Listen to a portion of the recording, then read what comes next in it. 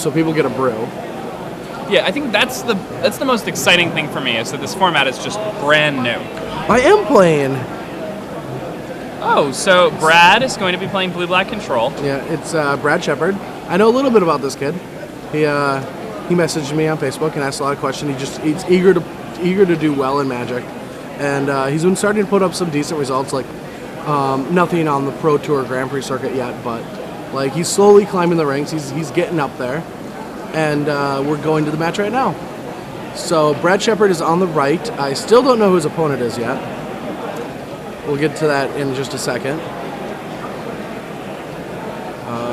There. Joe Rittner on the left. And he is playing the commonly known unknown deck. All right. I think we can guess. I think he's playing White Weenie. Did Paul Retzel build this? Alright, so it's definitely coming at 2-3 and it's getting into the red zone. 2 damage. Brad is probably going to use a removal spell here. I don't know though. No, he already took the damage. Oh, okay. And a Student of Warfare. Gets mana leaked. And a Student of Warfare.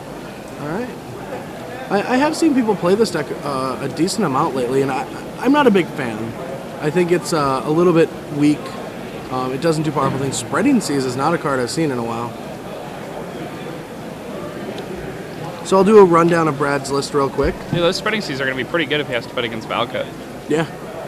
So Brad Sheppard's list is 2 Titans, a Sphinx, 2 Solemns, a Karn, a Liliana, 3 Jace, 1 Zenith, black, 1 Stoic, 1 Into the Royal, 3 Go for the Throat, 2 Doomblade, 4 Mana Leak, 3 Spreading Seas, 4 Preordain, 2 Deprive, and 3 Inquisitions, and then a bunch of lands. Deprive seems interesting too. I don't like losing lands against like other control decks. So Joe goes ahead and plays Squadron Hawk. He's going to search his library for a few more copies. So yeah, Brad missed a land drop as well. Is he going to miss another one? Looks like it. Yeah. Okay, so Brad has missed his last 2 land drops. Joe is as also well missing losing land drops. So.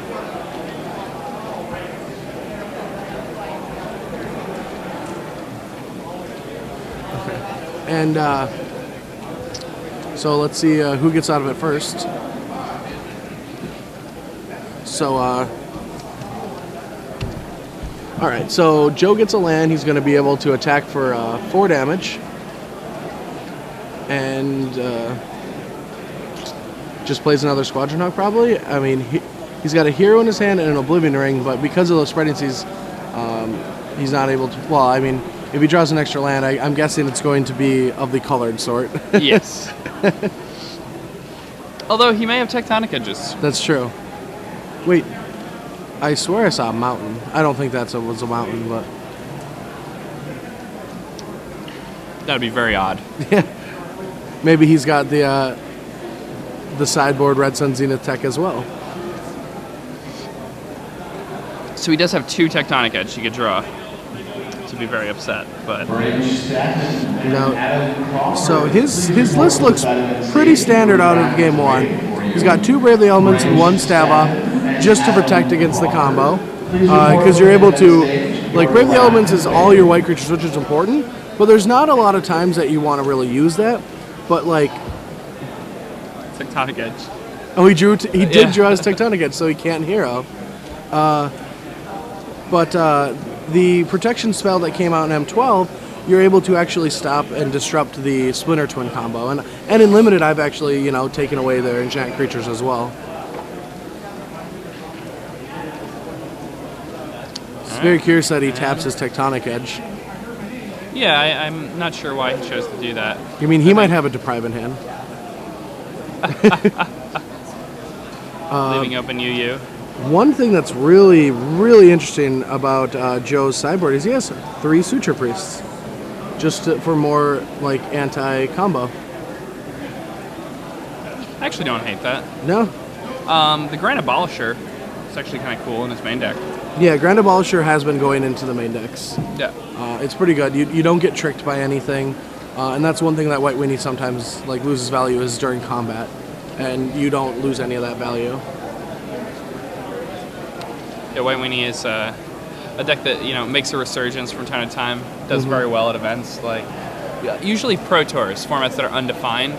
It's usually the good White Weenie list is something that's like not the most difficult thing to arrive at, and so it normally does well. Am I supposed to start looking at White Weenie for Modern? I don't think so. I don't think White Weenie is the direction you really want to go with that format. You have fond memories of White Weenie. You beat Kai when he was playing it. But then I have bad memories when I lost to Paul in the finals. Yeah. I mean, those are still good. Those Overall are good, yeah, memories. Sure. They were good. I mean, playing against Kai was pretty sweet. That's something that, like, when I was sitting at home watching Pro Tours, I never dreamed of actually doing. So, Brad's really choked by not having any lands right now.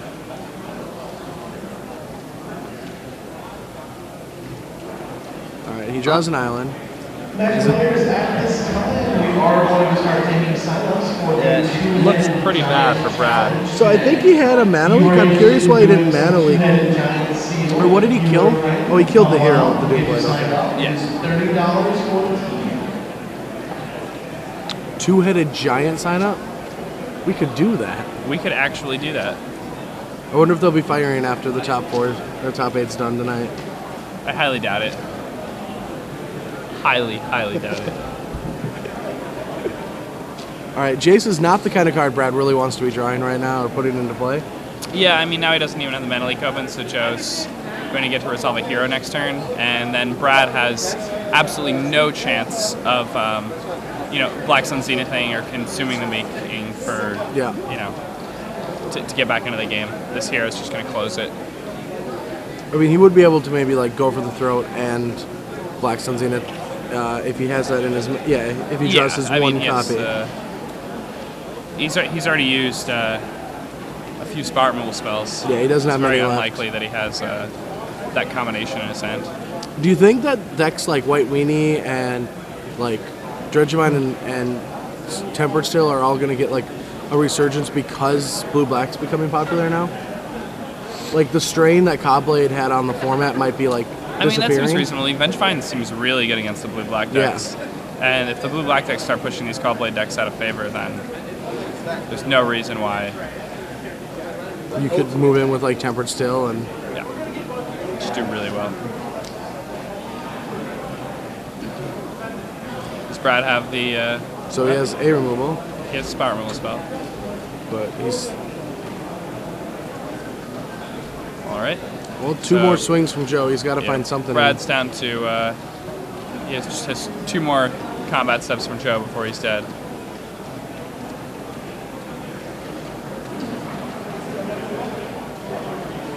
There are a lot of cards Joe, or not a lot, but Joe could have drawn like an Honor of the Peer or something and just ended it on the spot.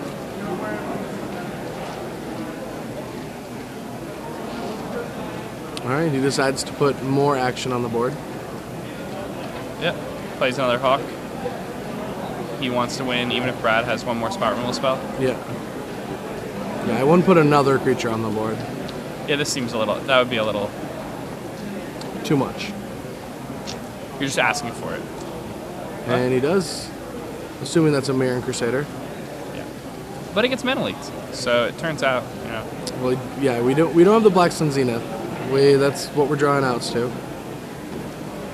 Yeah. Yeah. And did not find it in time. All right, both players going to game 2. Let's take a look at their sideboards. Right, now, so I think Brad he's got to consume the make. He's got a Wormcoil Engine. I don't know how good Wormcoil Engine is in this matchup, but he has 2 Disfigures and some Torpor Orbs, so he doesn't have much of a sideboard. I think Disfigures and consume the make, and maybe the Wormcoil will come in for Stoic Rebuttal and Deprives. He might even still have to keep Spreading Season.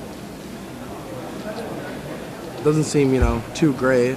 Yeah, and Joe's sideboard plans don't seem great either. I mentioned he's probably going to take out his 2 Dismembers and maybe bring in like an Oblivion Ring and a Brave the Elements. Or do you think he needs the Dismember to help fight against Tar Pits? I don't think you're worried about that. No, you're not worried right? about Tar Pit. Like, if it gets to the point where they're attacking you with a Tar Pit, you lost. Yeah. Or they're just, you know, letting you beat them. They're casting Gruesome Encore for value.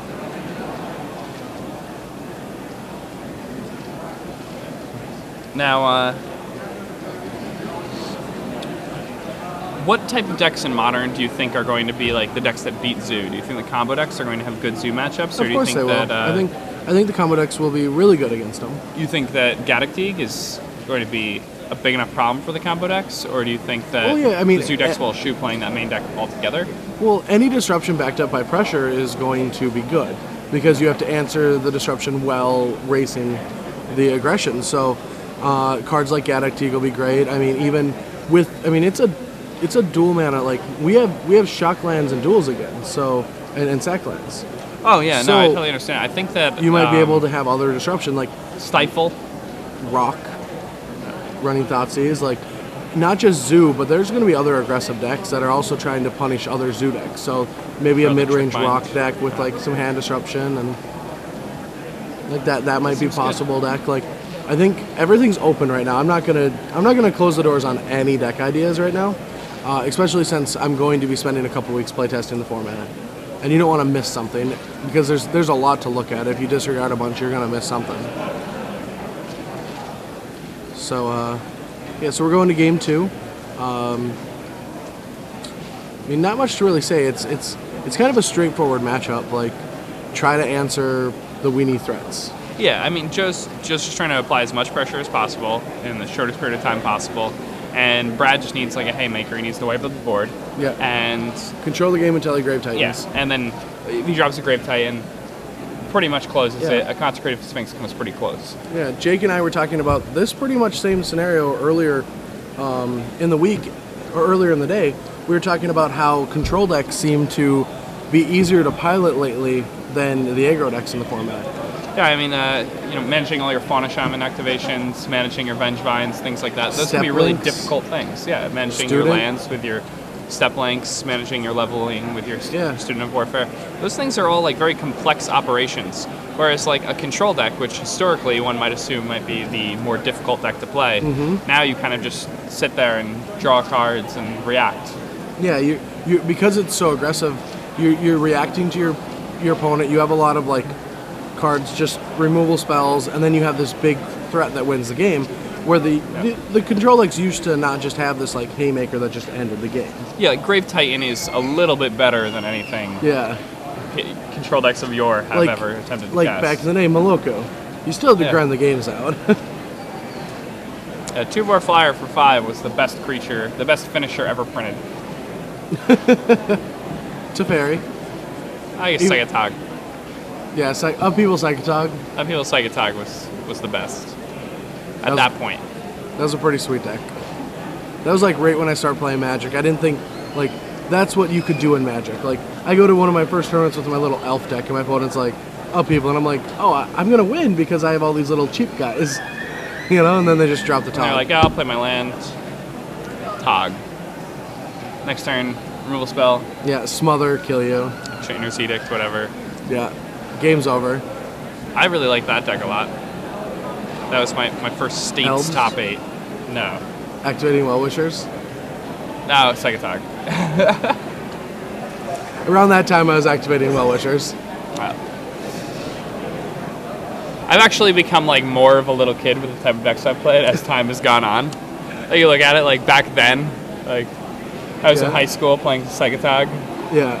Now I'm like a grown man slinging Pyromancer Ascension. Just saying we. All right, so the game starts off with a Despise. Oh, so he did not have Deprive, he has Despise, and his writing's a little off. Now that I see it, it looks more like a Despise. So Despise shows a very weak hand of Step Links, Abolisher. Yeah. Okay. All right, so Step Links goes away, and Hero, Abolisher, and 4 lands is all that Joe is going to be left with. Yeah, a 4-lander from a White Weenie deck is never what you want to see, as the White Weenie player, of course. All right, so All right, I think Brad kept a 2-lander again. All right, Grand Abolisher comes down, hits by Mana Leak. Yeah, you definitely want to use that Mana Leak on Grand Abolisher. Unless you have a removal spell, yeah. Yeah, I mean, even if you have the removal spell, then you're going to have to main phase it. Yeah, and now this is a much better position to have a Jace in. Yes. It's the ideal position for a And Jace. this is how you just ride a Jace home. I mean, that card does have protection from all removal spells that are in Brad's hand. It's true. Except Consume the Meek. Yeah.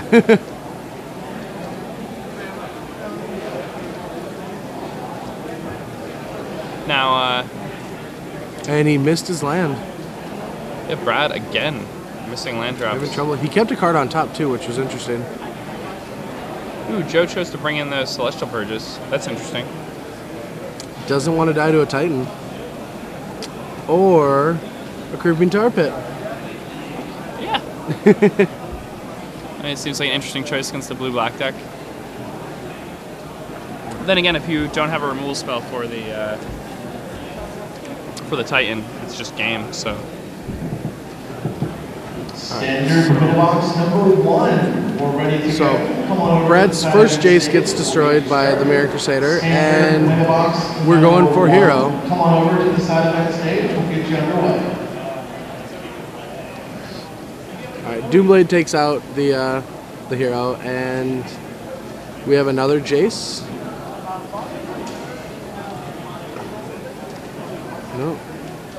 We main phase into the Royal and despise it, or Inquisition. I like that play a lot, actually. And we show a hand of Purge and Honor the Pure, which neither are going to do anything unless Joe top decks a creature. The board's going to look really bad for him. Alright, so Brad passes the turn, and Joe top decked Oblivion Ring, so he's going to be able to deal with the Jace next turn, but Brad's going to be able to get a card up.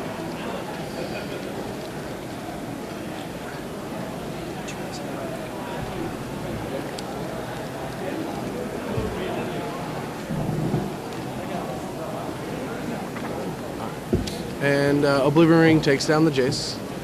But Brad did get to 4 lands, so hopefully he's going to be able to do something with that. One more person to get a modern mailbox going.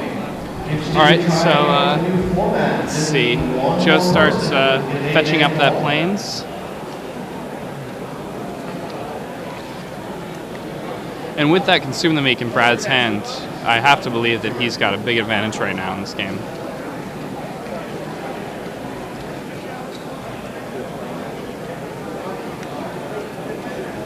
Joe's going to go ahead and play Student of Warfare. He's going to level that up once. It's currently a 2-2, but it can get very big very quickly at this point. Brad goes ahead and disfigures the Student of Warfare. And Joe is going to draw a card, and he's going to pass back. He has that Celestial Purge stuck in his hand. Again, I'm not sure how good that Celestial Purge is here, because once Brad goes ahead and resolves a Grave Tide, he's probably so far ahead in the game that it's really all for naught. Alright, so Brad goes ahead and preordains, presumably looking for a 6th land, maybe some action. Plays a 6th land, a Creeping Tar Pit, and passes the turn and back it over to Joe. Joe draws a Mirror Crusader, plays a land in an effort to dodge Mana Leak, and casts the Mirror Crusader. Now, Mirror Crusader with Honor the Pure bashes for a lot of damage. The double strike works especially well with those pumping effects.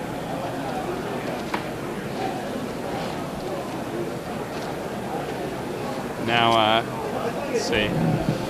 Brad's going to go ahead and Black Sun Zenith for 3, and that's good enough to get rid of Mirror Crusader, which has protection from black. One of the reasons why it's so strong against Brad's deck. Joe doesn't know it, but Brad also has a Consume the Meek in his hand. Yeah. Pretty rough. We find answers. Do you like using the Black Sun over Consume? I think it's better to use the Black Sun. You get to reshuffle it back into your library. Those are the type of effects you kind of want to be as redundant as possible. Does he have an answer to a hero, though? Yeah, I believe he has a Doomblade in hand, or a Go for the Throat. Some type of removal spell. And he's also already killed a Hero Blade Hold, so... Alright. Solemn Simulacrum comes down. Yeah. This is a powerful card from the past. It's an invitational card, co-designed by Jens Thorin, who won the Invitational. There was a lot of complaining when Meddling Mage was reprinted and didn't have Chris Bakula's face on it, but I haven't heard as much of that over Solemn Simulacrum. Kind of odd. Maybe in Jens Thorin's place of residence, you know. I mean, it was the first time, though, right? That they reprinted? That's the big thing. Now we know that they're not going to reprint the faces. And I think Bakula made, you know, he's a New Yorker. All you New Yorkers love each other. And you all get behind each other when something happens like that. Oh, no, I'm happy they put another picture on that. They didn't put Chris's face on? Oh, yeah, he doesn't deserve a picture on a card. Whatever. I'm kidding. Just joking, Chris. Don't get angry. So Joe got to use that Celestial Purge on a Creeping Tar Pit, but as we saw, at this stage of the game, it already looks so bad for him. Yeah. Well, you can come back, like Squadron Hawk would be a really good draw. Yeah, Squadron Hawk would be huge. I mean, it's 8 points of power spread over a lot of bodies. I mean, even though there's a Consume the Meek, like... I mean, he can play around the Consume the Meek. He does have time, unless he either drew a Shores or he got a Creeping Tar Pit. If it's a Tar Pit, I think the race is on. And Brad's going to be able to win that regardless of what Joe top decks.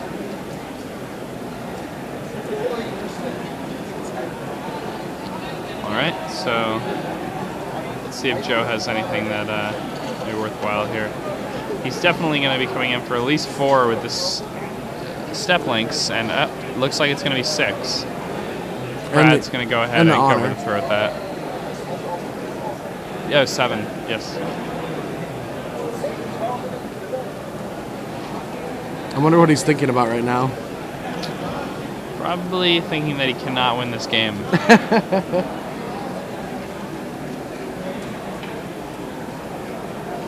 Yeah, you use both fetch lands. Do you just not take it? You're at 20. Like, why waste a removal spell on a Step Links?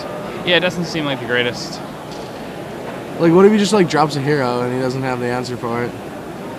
Yeah, like, you can't really lose many games from this position. Like, you bleed 1 a turn. Well, you know, if his opponent like goes ahead and plays like a hero of Blade Hold, then he really should have played the Consume the Meek earlier. Yeah, that's what I was arguing about. Like, I think the only way Joe can win this game is with Squadron Hawks and heroes. Yeah, I mean, I would have played the Black Sun Zenith, but if I had played the Black Sun Zenith, I would not have go for the throat of that Step Links.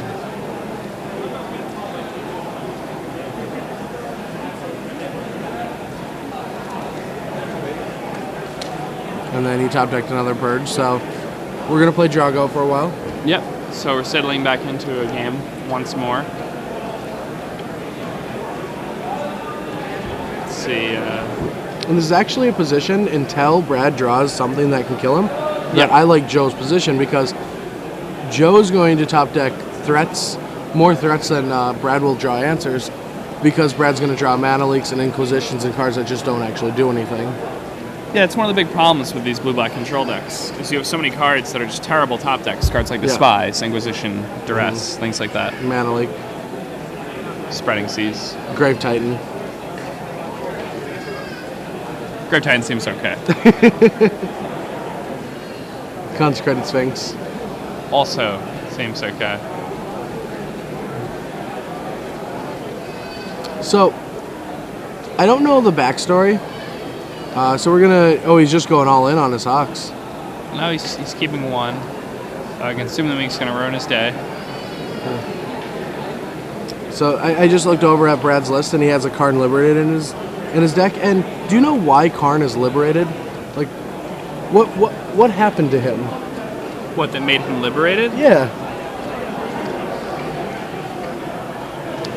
I don't know. I never really thought about that.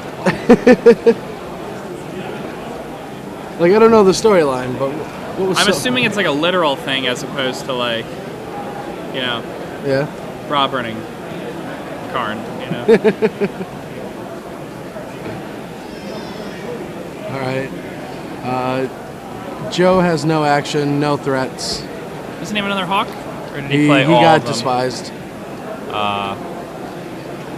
Tectonic Edge. That's another answer to a potential future creeping tar pit. This game seems pretty over. Anytime that Brad draws a Planeswalker or a Grave Titan or a Consecrated Sphinx, it's... I actually really don't like playing the Tectonic Edge because... Yeah, I would have held it. Because at this point in the game, if your opponent draws a tar pit, then you're going to want to play and activate it. But otherwise, it's just useless to have in play. And if your opponent draws a tar pit and you have it in play, then they're just going to tech edge your tech edge and then play their tar pit. Yeah. So there's enough lands on the board to not care.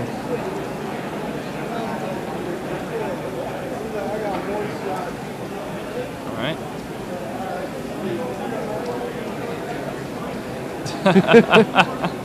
White Weenie versus Blue Black. Draga. Yeah, White Weenie's normally not doing very well when playing Drago. Yeah. All right, Grand Abolisher is not going to get mana leaked. He's pretty good. Especially when he's a 4/4. Especially if he can, like, you know, if Joe could do something really spectacular this turn. Like Red Sun Zenith. Alright, let's see what Joe has to offer for us. 4 points of damage. 4. 16. And I have no clue what that is. Is it a Mirror Crusader? No, I think you only tap 2 for it. Oh, it's a Hero of Bladehold. Oh, it is? No, it can't be, because you only tap 2, right? Lean and Relic Order? I'm just having trouble seeing the picture. Here's Black Sun Zenith again. Huh. Well, it was a creature and it is dead. Yeah, so... Steppy boy. Step links.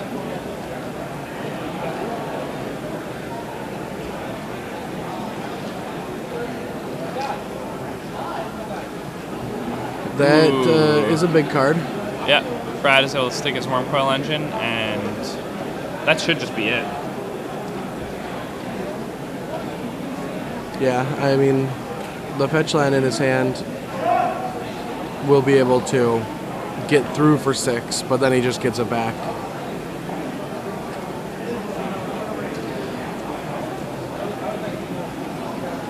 Yeah, I wonder,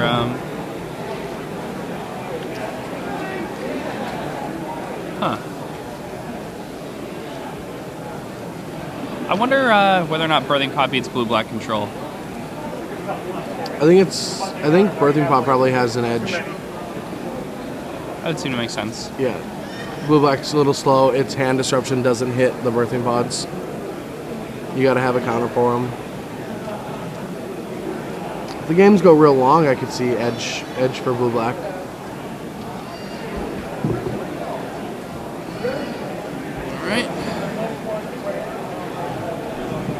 So what's he finally tanking on? Is that a hero? Yeah. Hero or Crusader? I think it's a Mirror Crusader now, so... Wow, and...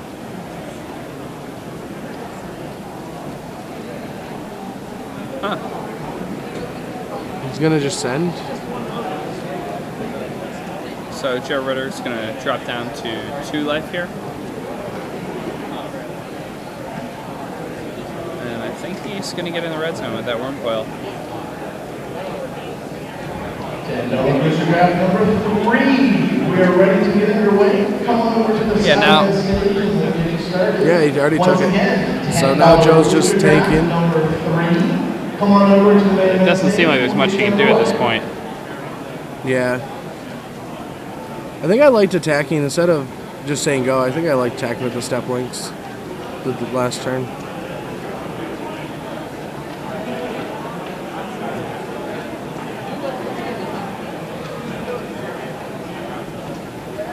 Joe's going to go ahead and chump. Brad's going to pop back up to 28 here.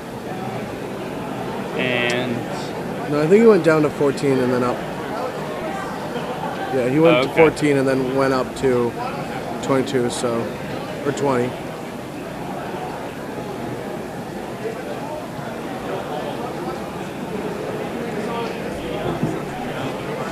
So he just drew Crusader, but it's going to have to chump block? It's going to chump with a Crusader? Or a hero?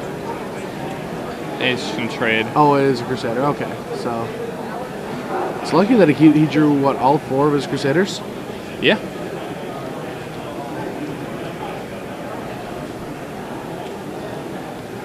And no tokens yet. I think the judge is grabbing the tokens for them. But Brad does have a Death Touch and a Lifelink Worm token.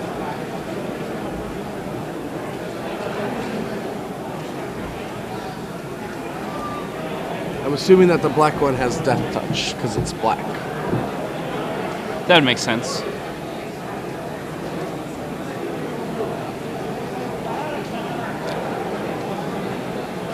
All right, and another Bladehold. He's been drawing very good. He has been drawing really, really, really well. And a mana leak is not good.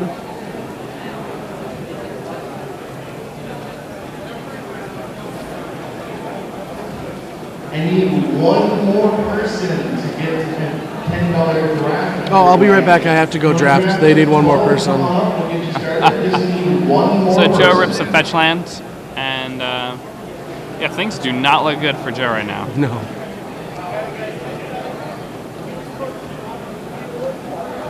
Just about any removal spell kills him, and a burn spell handily destroys him. So, oh, Tectonic Edge. He's got, there it is. If he held that Tectonic Edge, but there it is. All right, so he just drew the Creeping Tar Pit. So the play that Jake was talking about earlier about holding Tectonic Edge is actually going to cost Joe the game right now. The game right now, yeah. Because Brad's going to be able to survive through this, especially with a life linking 3/3, and then he's going to attack for 3 unblockable next turn. And it's not every day that your really obscure play ends up happening in a 25 turn White Weenie match.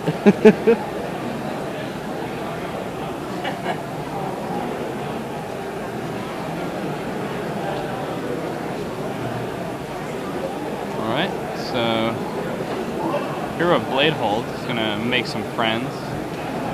So they're kind of the red the zone Mirror too. Crusader attacks for 12 all by itself.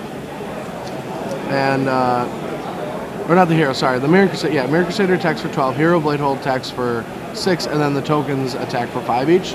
So, I mean, he just has to put one in front of something and put something in front of the Mirror Crusader. Just put the lifelink in front of a token or hero, it doesn't really matter. And the game's over. We were correct. Aren't we always? Death Touch was the black dice. The small victories get you through the day. Oh, yeah. I mean, it's really nothing like it. No. Yeah, all right. And that's game 2. Brad takes it. And we will be seeing a game 3. Nice. Do you think there's any sideboard changes here that are going to occur between games 2 and 3? It could. I mean, the problem is there's not many cards in either deck that really, should change. Yeah, that's the big issue here, just this match in general, is that, I don't think either player, like, Joe definitely expected to play against Blue Black Control this weekend after this weekend. But Brad certainly did not think he was going to be playing against any White Weenie decks. But if I'm playing Blue Black Control, I'm pretty happy to get paired against White Weenie, to be honest. Yeah. I mean, yeah, like, Craig Wesco's not in the room. I mean, he's the only one that I know is playing White Weenie these days. Yeah, it seems like it's not that bad either. No, I mean, it's not the best. I don't think it's, like, great. I mean, it does the same thing every game, and it's very consistent at what it does, but I think it's just, like, a half a turn too slow for everything else. Like, it always feels like, one more attack, or one more card, or one more damage. It's just not a big enough. Yeah. Everything else is just more powerful.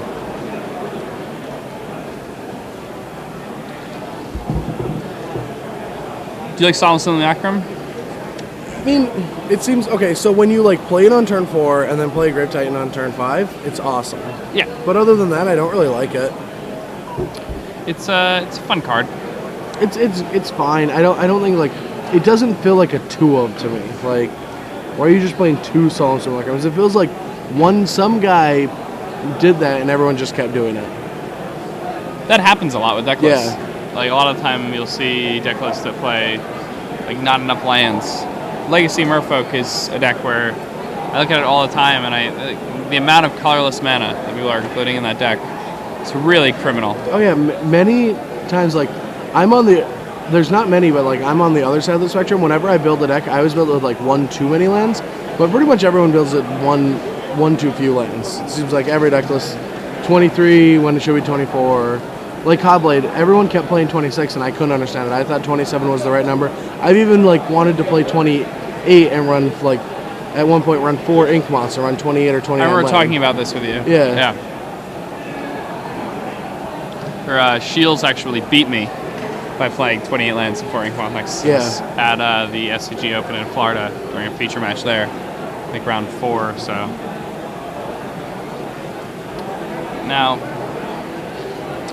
one thing I'm really excited about with the new format is I'm excited to see what cards that have never seen play start coming out of the woodwork as a result of like interactions they have with cards that have come out since then. Oh yeah, you're talking about like new combo, new aggro decks? Yes. Yeah, we'll see that. Hopefully we see some at the Pro Tour. I mean, it's only 2 weeks away.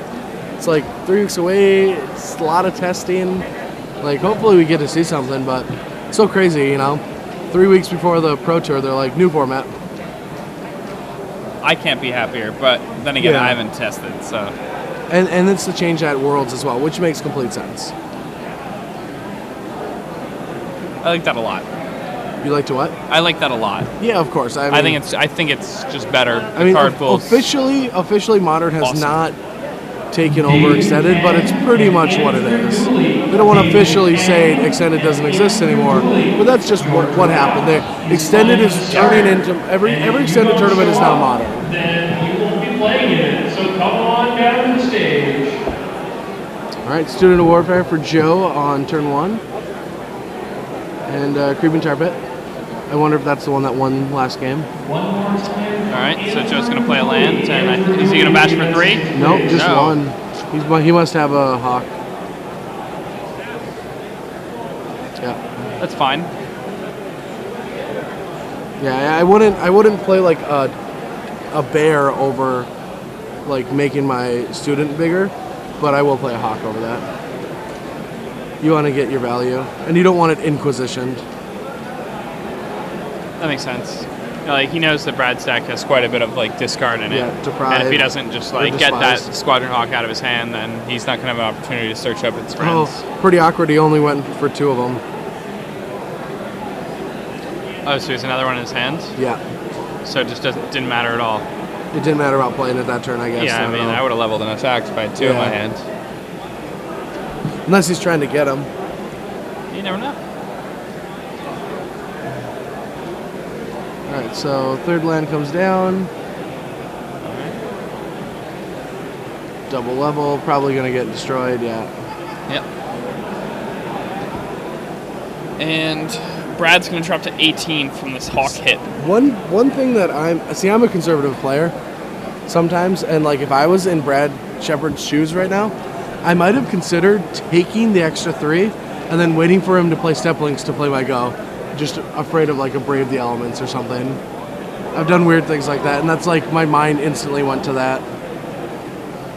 It's a pretty hard play to make, though. Huh? It's pretty hard play to make. Normally, like when you're thinking about like removal timing, like there are different levels of thinking about it. Like the first time you start thinking about it, you're just thinking about, oh, they have a creature, I want to kill it. Yeah. And the second time, you're thinking about, okay, well, like what's the race math? Do I need to destroy this? And then beyond that, you're thinking, okay, well, what cards does my opponent have in their hands? Yeah. And as a result, what order do I need to play these spells in? All right, so we have a mana leak up. Yep. And Joe has another Student of Warfare. Yeah. I'd like to see him level that rather than play anything. Yeah. play anything. It just seems like a much better and that'll play right happen. now. and it looks like that's good. So Joe's going to get in at Brad for 4 right now. Yeah, he takes it. He does have a go for the throw too, but he has Mana Leak and he wants to get... I think he just wants to deal with card for card, so he'll trade Mana Leak for... but he didn't play it, so he must not have go. I definitely thought about playing that. I'm confused why...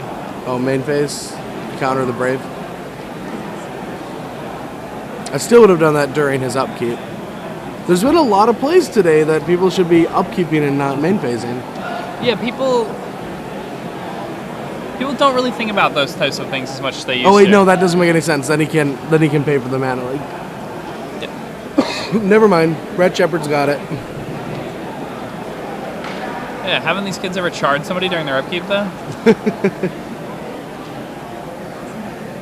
You want them to tap their mana for their counter magic on their own turn. Come on. Alright, so something big's coming. I'm guessing Joe is going to go for a hero. And if that resolves... That'd be ideal. Yeah, if that resolves, Brad's going to be in a lot of trouble. I don't know if he has any more Smart Removal. He's already used 2. Yeah. And he's a couple turns short from Grave Tightening.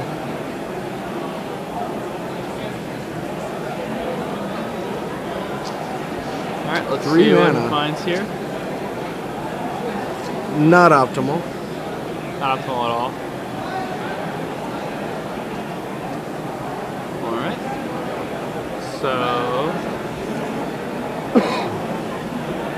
So Brad does have a Grave Titan in hand, so if Joe doesn't have any removal for it, which I do think he does, this could actually be a good race, but...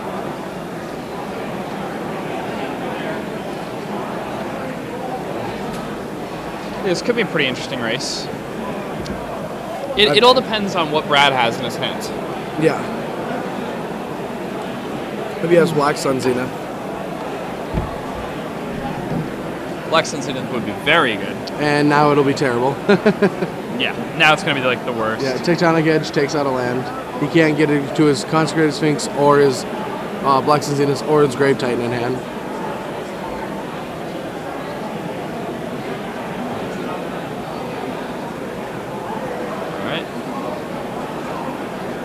He's going to lightning bolt that hawk. Yeah. Lightning bolt? You know what I meant. 1 mana, instant, kill it. It's dead. Joe's going to patch here for 7. Yeah. I mean, assuming... Modern Winnabox number 1. Ooh. We have 8 people who are ready to get underway. Come on over to the side of the stage. How exciting. So the first modern Winnabox number 1.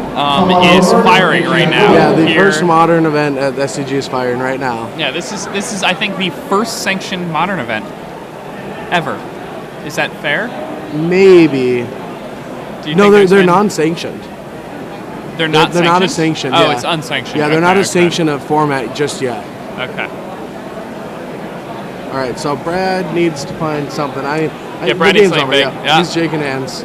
Brad offers the handshake, and Joe got there. Hero blade hold. Down, finishes it off.